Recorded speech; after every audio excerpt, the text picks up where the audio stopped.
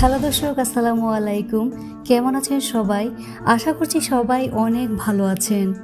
আজ আবারও চলে এলাম সবার খুবই পছন্দের একটি রেসিপি নিয়ে, আর তা হচ্ছে ছোলা ভুনা। আজকে আমি আপনাদের সাথে বগুড়ার অত্যন্ত জনপ্রিয় ছোলা ভুনার রেসিপিটি শেয়ার করব। এই ছোলা ভুনাটা খেতে অসম্ভব মজার হয়ে থাকে। এই ছোলা ভুনাটি ফ্রিজের নর্মাল চেম্বারে রেখে অনেক দিন পর্যন্ত সংরক্ষণ করা যায়। বিকেলের নাস্তা হিসেবে ছোলা ভুনা খেতে খুবই ভালো লাগবে। এটা ভাতের সাথেও খুবই মজা করে খাওয়া যায়। এই ছোলা ভুনাটা রান্না করা একেবারেই সহজ, যে কেউ এটা খুব সহজে রান্না করে ফেলতে পারেন। তো আশা করছি আজকের এই রেসিপিটি আপনাদের কাছে খুবই ভালো লাগবে। তো চলুন ছোলা ভুনার রেসিপিটি দেখে নিচ্ছি। প্রথমে আমি 500 গ্রামের মতো ছোলা নিয়েছি। 6 থেকে 7 ঘন্টার মতো এই ছোলাটাকে পানির মধ্যে ভিজিয়ে রেখেছিলাম। তারপর ভালো করে ধুয়ে পরিষ্কার করে পানি ঝরিয়ে নিয়েছি। ছোলা ভুনা রান্না করার জন্য একটি ফ্রাই প্যান নিয়ে এর মধ্যে ছোলাগুলো ঢেলে দিচ্ছি। অ্যাড করে দিচ্ছি 1 কাপ পরিমাণ পেঁয়াজ কুচি,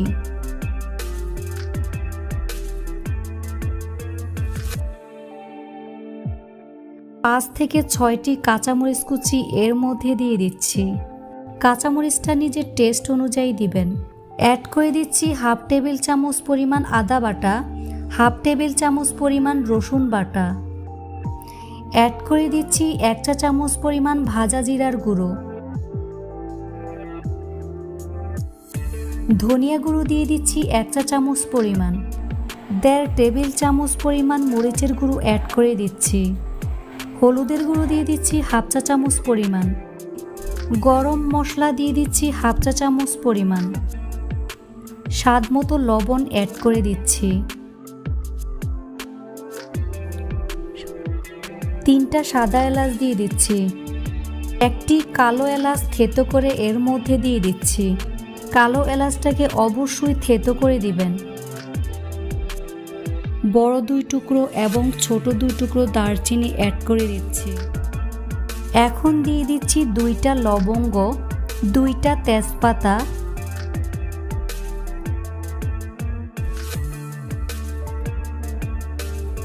সবশেষে 1.25 কাপ পরিমাণ রান্নার তেল অ্যাড করে দিচ্ছি।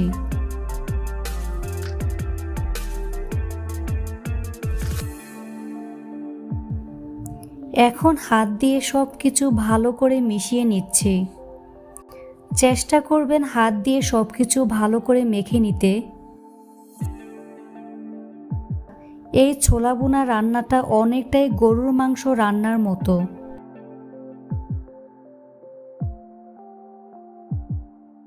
এখন আমি এর মধ্যে প্রায় 5 কাপের মতো পানি দিয়ে দিচ্ছি। পানি এমনভাবে দিবেন যাতে ছোলাটা পানির মধ্যে ডুবে থাকে, আর এই পানির মধ্যে ছোলা যেন ভালো করে সিদ্ধ হয়ে আসে। তারপর চুলায় বসিয়ে গ্যাস অন করে দিতে হবে। এখন সব কিছু ভালো করে মিশিয়ে নিচ্ছি।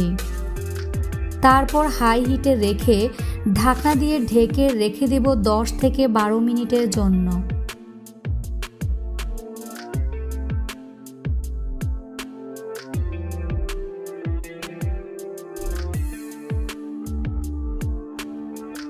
বারো মিনিট পর ঢাকনা উঠিয়ে নিচ্ছি। ভালো করে বলক চলে এসছে। এখন ছোলাগুলোকে একটু নাড়াচাড়া করে দিচ্ছি। তারপর আবারও ঢাকনা দিয়ে ঢেকে রেখে দিতে হবে যতক্ষণ পর্যন্ত না ছোলা সিদ্ধ হয়ে আসে আর পানি শুকিয়ে যাচ্ছে, ততক্ষণ পর্যন্ত ঢাকনা দিয়ে ঢেকে রান্না করতে হবে। আর চুলার আঁচ লো মিডিয়াম হিটের মাঝামাঝি রাখতে হবে। তবে এর মধ্যে কয়েকবার ঢাকনা উঠিয়ে নাড়াচাড়া করে দিচ্ছি।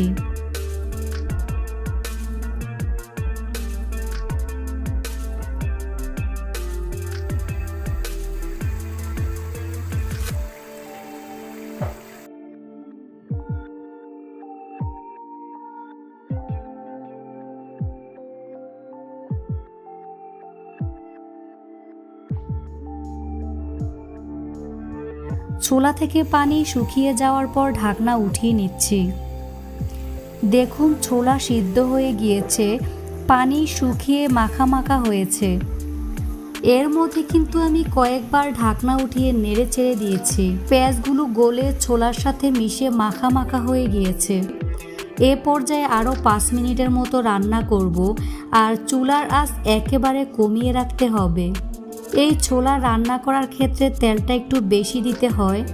কম তেলে রান্না করলে ছোলাটা খসখসে হয়। এই ছোলার উপরে একটু তেল তেলে থাকবে। ছোলাটা রান্না হয়ে গিয়েছে। এখন চুলা থেকে নামিয়ে পরিবেশন করে আপনাদের দেখিয়ে দিচ্ছি। এই ছোলা ভুনা ভালো করে ঠান্ডা করে বক্সে ভরে নর্মাল ফ্রিজের চেম্বারে রেখে 10 থেকে 15 দিন রেখে খাওয়া যাবে। এভাবে রান্না করে ফ্রিজে রেখে দিলে এটা খুব সহজে নষ্ট হবে না। ছোলা ভুনাটা আমার কাছে সব থেকে বেশি ভালো লাগে। অন্যান্য ছোলা ভুনা থেকে এই ছোলা ভুনাটা আমার কাছে সব থেকে সেরা মনে হচ্ছে। জানি না আপনাদের কাছে ঠিক কতটা ভালো লাগবে। রেসিপিটি ভালো লাগলে অবশ্যই একটি লাইক দিবেন আর বন্ধুদের সাথে শেয়ার করবেন। এই রেসিপিটি যদি আপনাদের কাছে একটু হলেও ভালো লাগে তাহলে চ্যানেলটি সাবস্ক্রাইব করার অনুরোধ রইল। আজ এখানেই বিদায় নিচ্ছি। সবাই অনেক ভালো থাকবেন। আল্লাহ হাফেজ।